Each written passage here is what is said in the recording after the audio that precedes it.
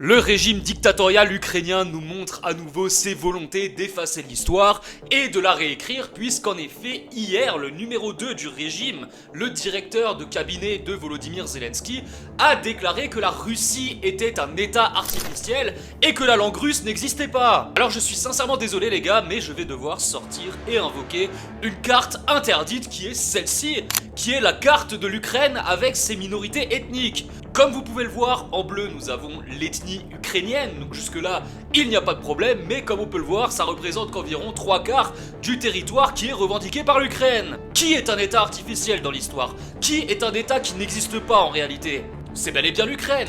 Ukraine qui, je le rappelle, a été indépendante pour la première fois lors de la révolution bolchevique pour la simple et bonne raison que les communistes au pouvoir étaient en galère face aux armées blanches qui luttaient pour le retour du tsar.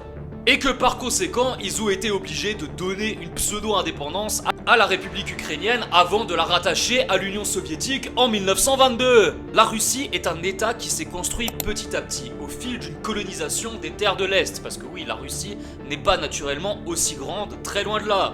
Mais l'Ukraine est littéralement un état qui a été dessiné au travers de tracés de frontières qui a été fait suite à la Première Guerre mondiale. Donc on arrête de nous raconter des conneries et surtout, j'espère que tous les fils de pute qui soutiennent l'Ukraine, sans même savoir pourquoi depuis leur canapé, la main dans le froc, vont comprendre ce qu'ils soutiennent réellement, c'est-à-dire un état qui est prêt à éradiquer absolument tout ce qui ne va pas dans son sens, afin de réécrire l'histoire et de s'offrir une pseudo-légitimité.